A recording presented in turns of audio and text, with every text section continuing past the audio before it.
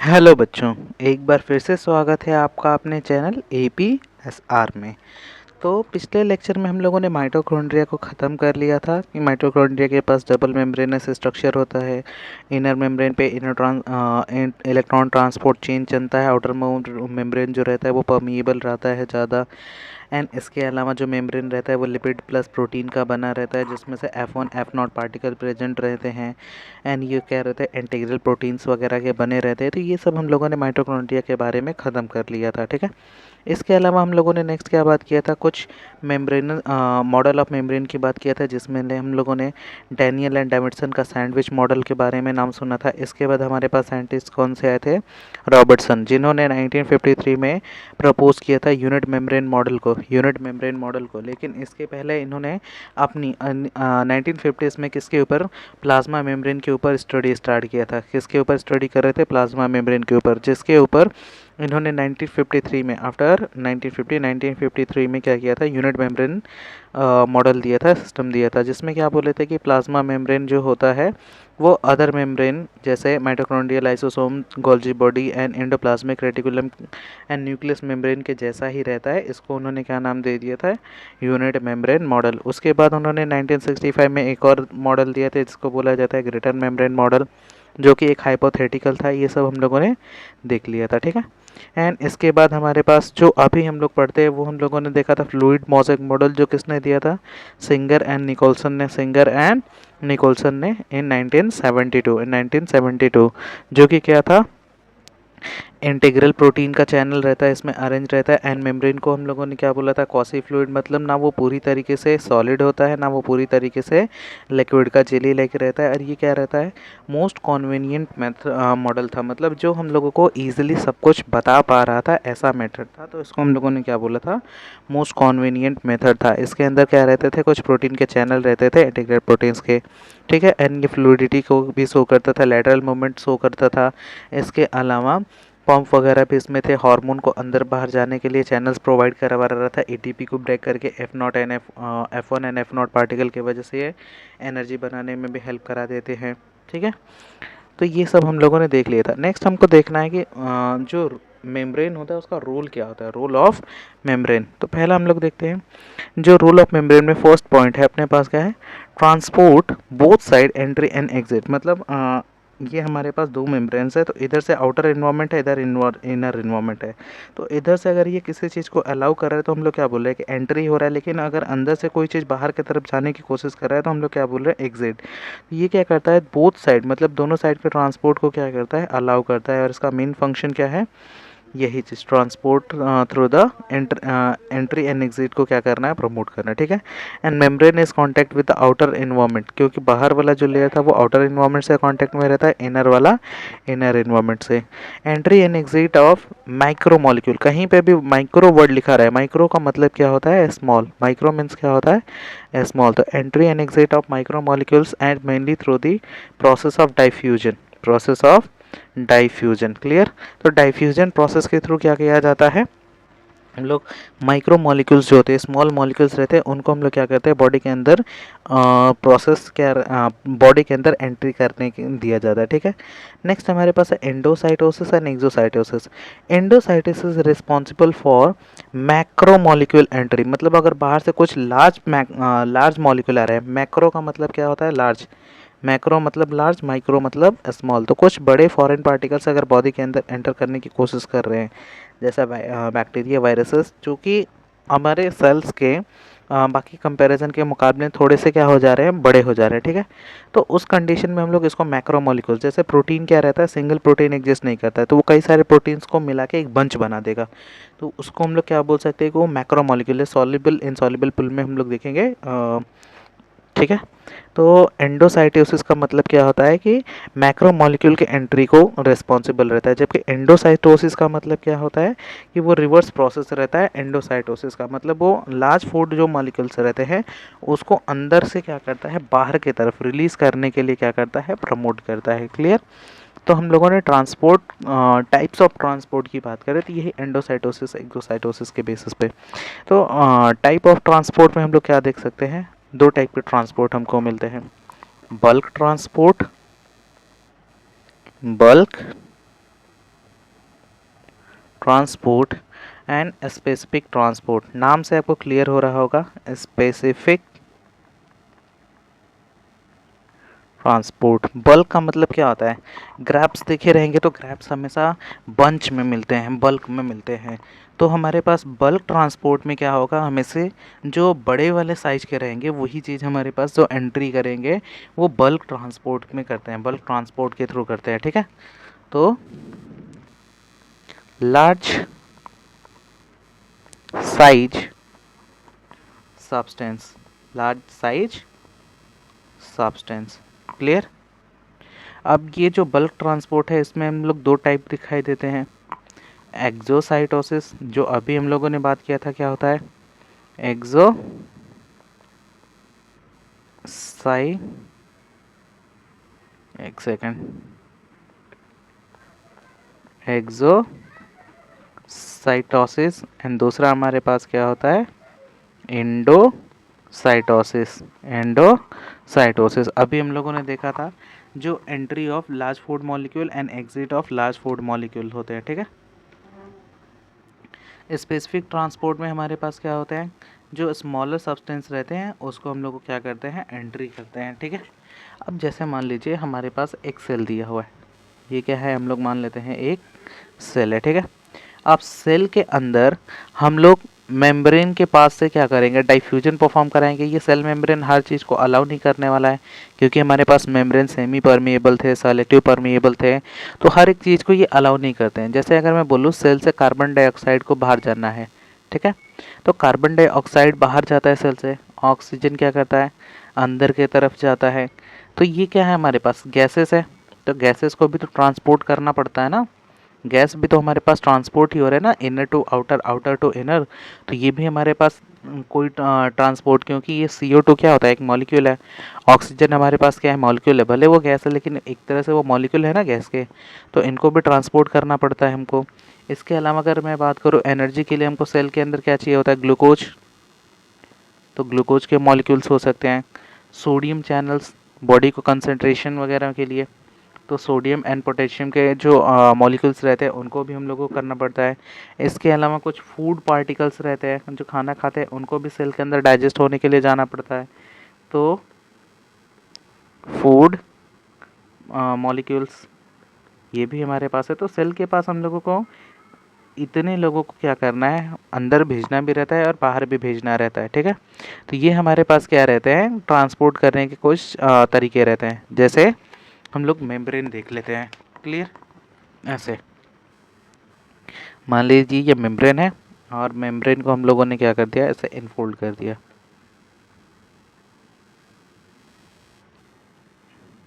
ठीक है, यहाँ पे भी हम लोगों ने लिया।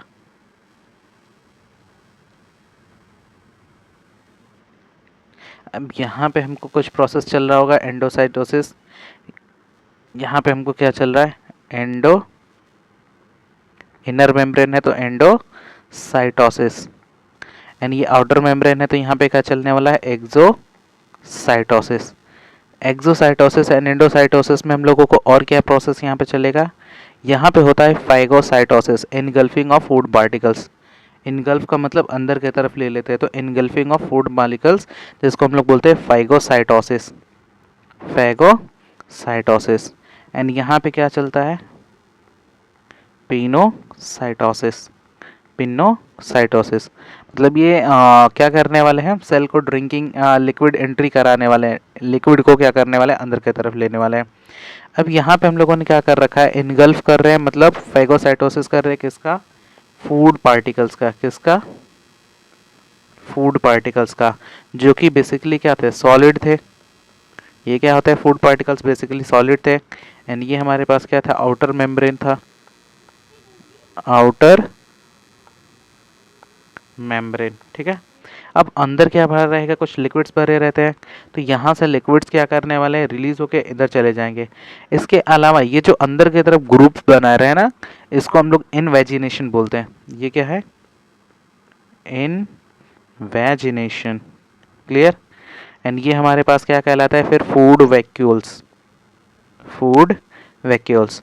एंड वैक्यूल्स अंदर की तरफ आ जाते हैं ये चीज़, क्योंकि धीरे धीरे ये पैक हो जाएगा। तो यहाँ पे हमारे पास देखिए फूड वैक्यूल्स क्या आ गए, अंदर आ गए। अब धीरे धीरे ये अंदर से क्या करते हैं, बाहर की तरफ जाने की कोशिश करते हैं। तब ये एक तरह से वेस्ट यानी वेसिकल भी बोला जाता है इनको, वेसिकल, क्योंकि अंदर की तरफ आके फिर चले जाएंगे। तो यहाँ पे हम लोगों के पास क्या होने वाला है, वेसिकल्स। तो एंडोसाइटोसिस एक्सोसाइटोसिस करके हम लोगों के पास क्या होता है, फूड का ट्रांसपोर्ट किया जाता है। क्लियर? देखिए इसको एक एक करके देखते हैं। Transport across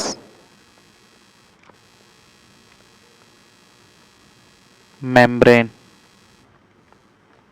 transport across membrane, जिसमें हम लोगों ने देखा था bulk transport and specific transport. And bulk transport पहला हमारे पास क्या था, बल्क ट्रांसपोर्ट। एंड इसमें हम लोगों ने क्या देखा था, endocytosis and exocytosis, endocytosis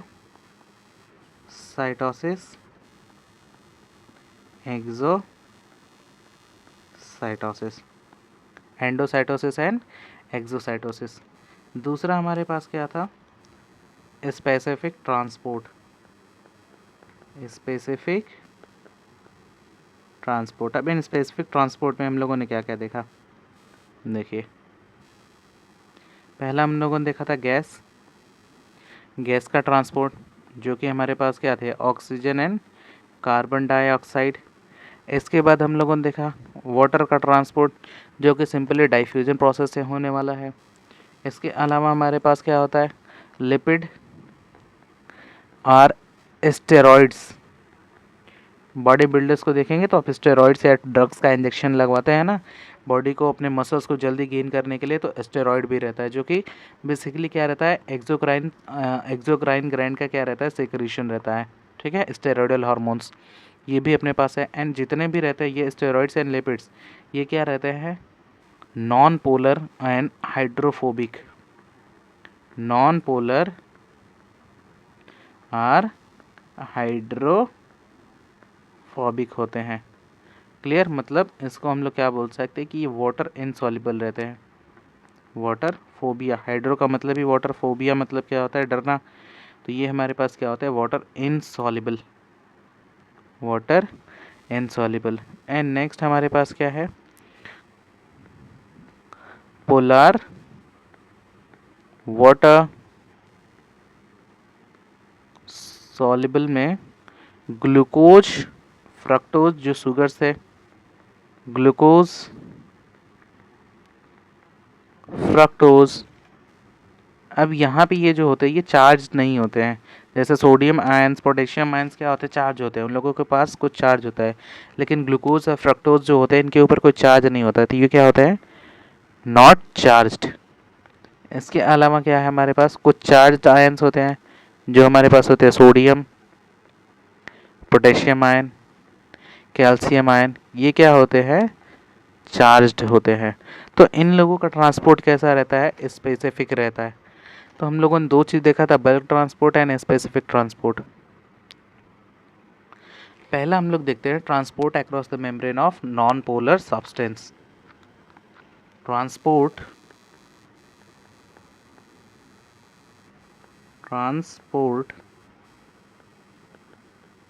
across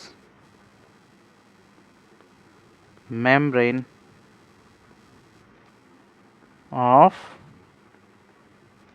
non-polar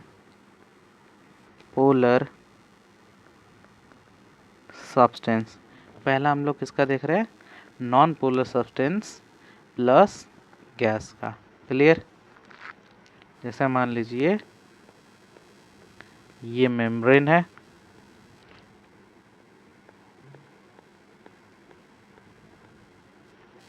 इसके पास ये टेल है इसका, नॉन पोलर,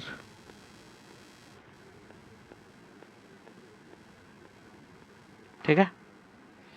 अब यहाँ से हमको क्या करना है, ऑक्सीजन को भेजना है, ऑक्सीजन को क्या करना है, मेम्ब्रेन के अंदर भेजना है। यहाँ पे हम लोगों ने क्या रखा है, ऑक्सीजन।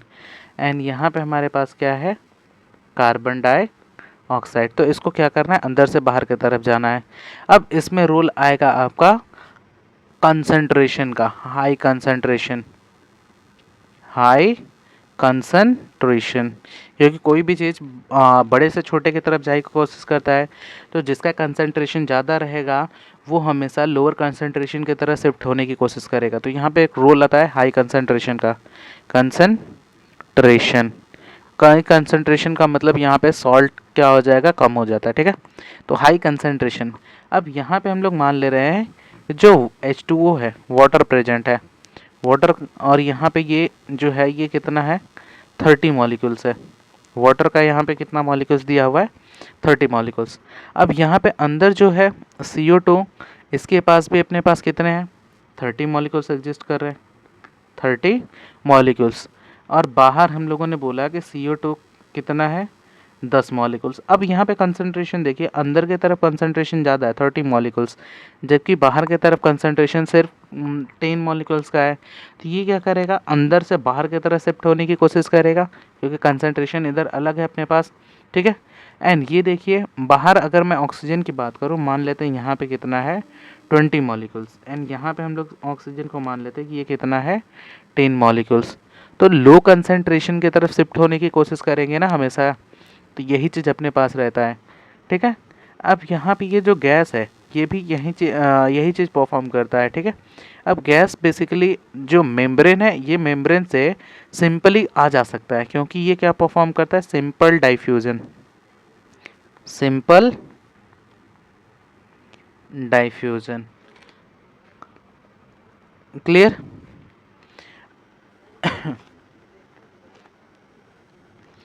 लो कंसंट्रेशन का मतलब क्या हो रहा है, अपने पास साल्ट ज़्यादा है, एंड हाई कंसंट्रेशन का मतलब क्या होता है कि सॉल्ट की कमी है। हाई कंसंट्रेशन का मतलब क्या था हमारे पास, कि ये जो सॉल्ट होता है यहाँ पे ये कम हो गया, एंड लो कंसंट्रेशन का मतलब क्या होता है, लो कंसंट्रेशन, ठीक है, ट्रेशन मतलब सॉल्ट क्या हो गया, इंक्रीज है, सॉल्ट क्या है, इंक्रीज है। और कोई भी चीज़ क्या रहता है, डायरेक्शन क्या रहता है, डिपेंड्स करता है किस पे, प्रेशर डिफरेंस पे। डायरेक्शन जो होगा इन लोगों का किस पे डिपेंड करेगा, प्रेशर डिफरेंस पे, pressure difference, high partial pressure to lower partial pressure की तरफ हमेशा। एंड ये प्रोसेस जो रहता है ये पैसिव प्रोसेस रहता है, ये पैसिव प्रोसेस, डाइफ्यूजन जितने भी रहते हैं वो क्या होते हैं, पैसिव प्रोसेस। डाइफ्यूजन क्या होता है, पैसिव प्रोसेस, मतलब इसमें एनर्जी की रिक्वायरमेंट नहीं रहती है, no energy required, no energy required. अब वाटर जो था मूव कर रहा था, तो वाटर को मूव करने के लिए रिक्वायरमेंट नहीं रहती एनर्जी की, क्योंकि ये क्या परफॉर्म करता है, डाइफ्यूजन। तो water move by diffusion, water डाइफ्यूजन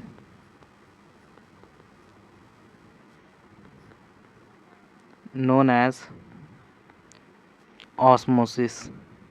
water का डाइफ्यूज़न क्या होता है, हम लोग क्या बोलते हैं उसको, ऑस्मोसिस। और ये ऑस्मोसिस क्या है, सिंपली एक डाइफ्यूज़न का ही टाइप होता है। बट हम लोगों ने देखा है यहाँ पे oxygen and carbon dioxide easily आ जा सकते हैं, लेकिन अगर यहाँ पे मैं बोलूँ ये कुछ लिपिड के पार्टिकल्स है, ये क्या है, कुछ लिपिड के पार्टिकल्स है, ये क्या है, लिपिड। अब लिपिड हमारे पास बेसिकली क्या होता है, नॉन पोलर। लिपिड हमारे पास क्या होता है, लिपिड नॉन पोलर नहीं होता है, पोलर होता है।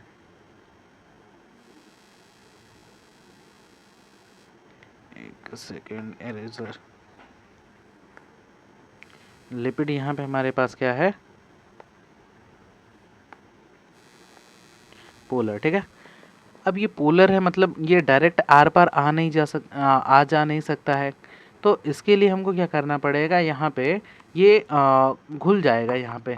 तो इसके लिए हमको अंदर या बाहर इसको जाने के लिए क्या करना पड़ेगा, चैनल्स की रिक्वायरमेंट होगी। मतलब कंसंट्रेशन जो होना चाहिए वो लिपिड या फिर स्टेरॉयडल हार्मोन्स थे, तो ये हमारे पास बेसिकली ईजिली खुद से आ जा नहीं सकते हैं, क्योंकि वाटर की तरह, क्योंकि ये हमारे पास बेसिकली क्या थे, नॉन पोलर्स थे। नॉन पोलर का मतलब ये पानी को हीट करते हैं, पानी को क्या करते हैं, हीट करते हैं। अब पानी को हीट कर रहे तो इजीली आ जा नहीं सकते हैं, तो इसके लिए इनको आने जाने के लिए डायरेक्ट डाइफ्यूजन की प्रोसेस परफॉर्म नहीं कर सकते, तो इनको चैनल्स वगैरह की हमको रिक्वायरमेंट देनी पड़ती है। क्लियर। नेक्स्ट हमारे पास क्या है, पोलर सब्सटेंसेस। बेसिकली इसको हम लोग अलग से ही देख लेते हैं।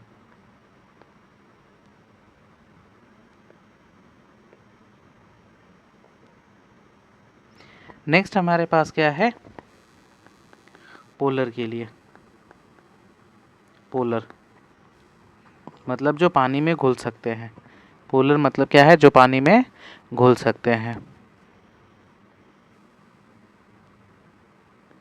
Water soluble, water soluble. अब ऐसे हमारे पास क्या होते हैं, ग्लूकोज, फ्रक्टोज, जो कि अनचार्ज थे, जबकि हमारे पास क्या थे, सोडियम, पोटेशियम, क्लोरीन, ये क्या थे हमारे पास, चार्ज्ड। अब इनको आने जाने के लिए क्या रिक्वायरमेंट रहती है, पंप्स की। जैसे ये मेम्ब्रेन है, ये मेम्ब्रेन के पास कुछ पंप्स रहते हैं, ठीक है। ये हमारे पास क्या है, कुछ स्पेशल पंप्स है जो कि यहाँ पे ट्रांसपोर्ट के लिए काम करते हैं। ये पंप है, पंप प्रोटीन का बना होता है। किसका बना है, प्रोटीन का। And moves against the gradient, moves against the gradient. Against move कर रहे हैं तो इनको क्या चाहिए होगा, एटीपी फॉर द एनर्जी। तो इनका ट्रांसपोर्ट कैसा रहने वाला है, एक्टिव ट्रांसपोर्ट। ये हम लोगों ने चैनल किसके लिए बना रखा है, पोटेशियम आयन के लिए मान लेते हैं। अब ये क्या करेगा, moves along gradient, along gradient move कर रहा है, तो इसके हमको बाहर से एनर्जी देने नहीं पड़ेगा, तो ये क्या करने वाले हैं, सेम पैसिव ट्रांसपोर्ट करने वाले हैं। एंड नेक्स्ट हमारे पास चैनल किसका बना हुआ है, चैनल फॉर सोडियम। ये किसका बना हुआ है, प्रोटीन का, ठीक है, प्रोटीन का। अब यहाँ पे लो कंसंट्रेशन हम लोगों को शो हो रहा है। हम लोगों ने माना कि अंदर की तरफ कंसंट्रेशन लो है, जो हम मान लेते हैं कि बी है, ठीक है। एंड इस साइड हम लोग कंसंट्रेशन मान लेते हैं कि हाई कंसंट्रेशन है। हाई कंसंट्रेशन कितना मान लिए, ए। मान लीजिए यहाँ पे 20 हम लोगों के पास सोडियम आयंस है, एंड इधर हम लोगों ने मान लिया 10 सोडियम आयंस। 10 है मतलब लो कंसंट्रेशन शो कर रहा है। तो दोनों के बीच में अगर डिफरेंस की बात करें कंसंट्रेशन ग्रेडियंट की, तो वो हम लोग कैसे निकाल सकते हैं, डायरेक्शन मूवमेंट हमेशा कैसे रहने वाले, हाई कंसंट्रेशन से लो कंसंट्रेशन की तरफ। तो अलोंग द कंसंट्रेशन ग्रेडियंट हम लोगों ने बोला था पैसिव है, अलोंग द कंसंट्रेशन ग्रेडियंट हम लोगों ने क्या बोला था, पैसिव है। एंड अगेंस्ट को हम लोग क्या बोलते हैं कि एक्टिव ट्रांसपोर्ट है। क्लियर। तो एक्टिव ट्रांसपोर्ट है मतलब एनर्जी की रिक्वायरमेंट रहने वाली है। तो ये हमारे पास क्या थे, कुछ डाइफ्यूजन्स ऑफ मेम्ब्रेन, मतलब ट्रांसपोर्ट हम लोगों को कैसे करना होता है किसी चीज़ का। क्लियर। एंड इसके अलावा कुछ और भी रूल रहते हैं किसके, मेम्ब्रेन के। जैसे next, other role of membrane, other rule of membrane. Most इसका काम क्या है, मोस्ट इम्पोर्टेंट काम क्या था, most important role transport. Most important role क्या था इसका, ट्रांसपोर्ट। दूसरा हम लोग क्या मान सकते हैं, ग्रोथ, ठीक है। ये रहा प्लाज्मा मेम्ब्रेन, अंदर प्रेजेंट है न्यूक्लियस। अब यहाँ पे क्या प्रेजेंट रहेगा? फ्लूइड, जिसको हम लोगों ने बोला था सेमी फ्लूइड, क्योंकि सेल मेम्ब्रेन क्या होता है? एक तरह से रिजिड होता है। तो अगर फ्लूइड का कंसंट्रेशन बढ़ेगा तो धीरे धीरे ये क्या करेंगे? खुद को साइज को भी तो इंक्रीज करेंगे ना, सेमी फ्लूइड। ठीक है। अब रिजिड है तो ये इजीली टूटने वाला तो है नहीं, तो फ्लूइड बढ़ेगा तो ये अपनी साइज को भी बढ़ाता है। अब ये वेसिकल मेम्ब्रेन के साथ जुड़ के अपनी साइज को क्या करेगा? धीरे धीरे इंक्रीज कर लेता है। किसके साथ? वेसिकल्स के साथ। क्लियर? नेक्स्ट हमारे पास है इसका और क्या रोल है? सीक्रेशन। और रोल क्या होता है इसका? सीक्रेशन। और ये हम लोगों ने देखा था एक्सोसाइटोसिस एंड एंडोसाइटोसिस।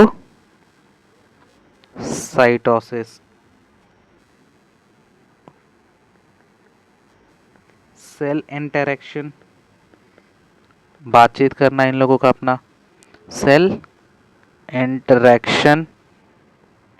अब ये सेल इंटरेक्शन मतलब जंक्शंस क्रिएट करने वाले हैं बात करने के लिए। सेल इंटरेक्शन का मतलब क्या है? बात करने के लिए आपस में जंक्शंस क्रिएट करेंगे ना। डेवलप बनेगा कहाँ पे? On membrane. अब ये जंक्शंस कैसे होते हैं? मेम्ब्रेन कौन कौन से जंक्शन होते हैं? देखिए, एक हमको मिलता है टाइट जंक्शन। नेक्स्ट हमको क्या मिलता है? एडेरेंस जंक्शन। इसके अलावा हमको और क्या मिलते हैं? Desmosomes, gap junctions. ये सब क्या है? इंटरेक्शन के लिए इन लोगों के जंक्शंस। ठीक है, इनको एक एक करके देखेंगे, लेकिन अभी हमको सिर्फ इतना समझता है कि इतने टाइप के इसमें जंक्शन है। टाइट जंक्शन है मतलब ये सीमेंटिंग पूरा करने वाला है अपने पास। अडहेरिंग है मतलब रोकने का काम करेगा। डेस्मोसोम्स दोनों की तरफ रहता है। गैप जंक्शन के बीच में हल्का हल्का थोड़ा सा गैप रहने वाला है। ठीक है, ये हमारे पास क्या थे? कुछ इंटरेक्शन बिटवीन द सेल। तो ये सब रूल किसका रहता है? मेम्ब्रेन का। अब यहाँ पे हमको नेक्स्ट लेक्चर में बात करेंगे हम लोग कि जो सेल वॉल रहता है ये डिफरेंट डिफरेंट ऑर्गेनिजम्स में अलग अलग चीज़ से बना हुआ था। क्योंकि अगर एल्गी देखा था तो एल्गी के अंदर हमारे पास सेल वॉल अलग बना था, म्यूरिन और पेप्टाइडोग्लाइकेन का बना था। तो ये अलग अलग ऑर्गेनिजम्स के अंदर कैसे बने रहते हैं, इनका अरेंजमेंट कैसे रहता है, ये सब हम लोग नेक्स्ट लेक्चर में बात करेंगे।